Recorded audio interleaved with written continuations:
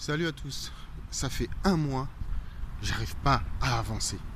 Pas à cause du livre, mais parce que la vie en ce moment m'entoure de tellement de petites médiocrités du quotidien, que ça me prend tout mon environnement et j'ai pas une seconde pour finir un bouquin, pour avancer dans un bouquin. Ça fait 2 mois que j'ai pas fini un bouquin. C'est chiant. Sauf pour le salon du livre où j'ai dû lire à extrême vitesse. Bref, le livre de ma pote, Too Fat, je lui ai déjà dit que j'allais mettre sur un bouquin. Donc ça, évidemment, c'est un acquis. Cette fille écrit bien. Elle écrit bien, c'est tendre, c'est doux. Mais il fallait que, parce que j'ai pas le temps en ce moment d'écrire des chroniques, donc il faut que je vous dise en fait ce qu'il y a dans ce livre rapidement. J'en suis à la moitié. Oui, je sais, c'est pas très rapide. Mais j'ai tellement de lectures à côté, bon bref. J'en suis à la moitié et ce livre est déroutant. Mais comme elle est elle-même, c'est déroutant. C'est déroutant pourquoi? Parce que au départ, j'ai pas été pris par cette histoire de quête de son personnage Reine, qui est une ado, voilà, une adolescente, doit avoir entre 16 et 18 ans, je pense. Mais j'ai pas été trop pris là-dessus, je dirais ça tombe un peu vite. Et puis surtout, c'est étonnant, mais c'est tortueux, c'est sinueux.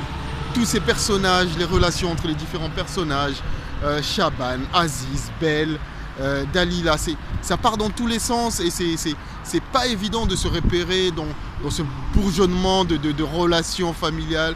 Qui est l'enfant de qui est l'enfant qui n'est pas l'enfant de qui, descendante. Et en plus, il y a un ésotérisme qui fait qu'elle part, elle rencontre en plus les anciens, les aïeuls, parce qu'il y a une espèce de rite. Il y a une espèce de rite qui permet aux gens d'aujourd'hui d'aller à la rencontre des gens d'hier et d'avant-hier. Donc c'est non seulement c'est une quête de chez soi très compliquée, mais en plus il y a un énorme ésotérisme et du spirituel là-dedans. Donc c'est pas facile à rentrer dedans et c'est assez tortueux, tortueux. Je vais dire que c'est comme une espèce de beau tableau. Vous savez, vous êtes au Louvre, vous êtes sur un super beau tableau. C'est magnifique, c'est beau, mais c'est lent. Et vous dites, mais punaise, c'est lent, c'est chiant. C'est lent, mais c'est beau, donc vous restez dessus.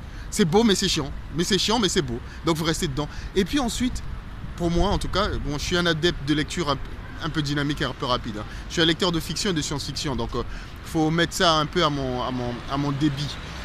Mais autour de, je vais dire, des pages entre 70 et 80, là, moi, je suis happé, non plus par simplement l'écriture que j'adore, hein, mais non pas seulement par l'écriture et puis par la curiosité, mais je suis vraiment happé, pour le coup, par justement les histoires.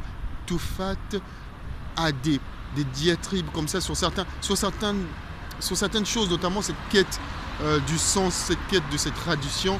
C'est très souvent des propos super bien pensés, je veux dire, super matures, super intéressantes à lire. Et surtout, en ce moment, je suis en train de tomber amoureux d'un personnage, qui est le personnage de Arafat, qui est censé être, je ne sais pas si c'est vraiment sa cousine ou pas, parce que là, les relations sont un peu compliquées, mais l'histoire de Arafat et sa mère Belle, là, commence vraiment à me prendre. Et là, la relation entre les deux jeunes filles, là, ça commence à être vraiment très très dense. Quand il y a cette, on va dire, reine qui a la particularité d'être muette, c'est particulièrement bien rendu, ça alourdit pas le propos, mais c'est intéressant de prendre un personnage qui est muette. Mais entre reine qui vient d'Europe, qui vient de France, à la recherche de ses racines, qui a une haute idée de ce que c'est que les racines comoriennes, il faut être fort, faut revenir à ses sources, et Arafat qui vit sur place, qui est la fille moderne qui vit sur place, qui subit cette tradition, qui veut s'en défaire. Et là, le rapport entre Reine et Arafat n'est pas cliché. Ce qui est magnifiquement écrit, il n'y a pas de cliché. Arafat n'est pas bêtement anti-système, mais elle explique, elle argumente, elle dit pourquoi sa tradition l'enferme au lieu de la libérer. Et c'est magnifiquement écrit cette partie-là, j'adore cette partie. J'adore cette conversation, cet échange de valeurs entre le personnage de Reine et le personnage de Arafat. Je trouve que c'est super bien trouvé, c'est super bien écrit. Après, je suis aussi sur le personnage de Belle qui commence là à rentrer, à commencer à prendre un peu plus de densité. C'est tortueux, là pour le coup c'est un peu polar parce qu'on commence à chercher les relationnels entre les différents personnages. Le personnage de Dalila, évidemment, il faut toujours un personnage un peu antipathique, un peu grinçant. Et elle est antipathique et grinçante, mais en même temps, épouser l'homme qui est encore amoureux d'un fantôme, c'est pas facile. Ça me fait penser à un personnage de roman de Emily Boom dans Les Maquisards. Ça me fait penser à ce personnage dont j'oublie le nom, qui là aussi avait le malheur d'être tombée amoureuse d'un homme qui était attaché à une autre. Le personnage de Dalila commence à prendre la densité. Je suis un peu perplexe sur le personnage de Chaban par exemple, qui est une espèce d'intermédiaire simplement. Il me semble manquer un peu de consistance. Mais Arafat, elle est bien, ce personnage. Elle est bien. Elle met vraiment, pour le coup, la discussion entre les traditions. Et puis, parenthèse, Toufat Moutar, je suis très surpris. Je ne sais pas si elle a pris le temps de se documenter ou c'est simplement quelque chose, elle a grandi dedans. Elle maîtrise très bien les codes de chez elle. On apprend énormément de choses sur les échanges, sur les codes de la vie comorienne.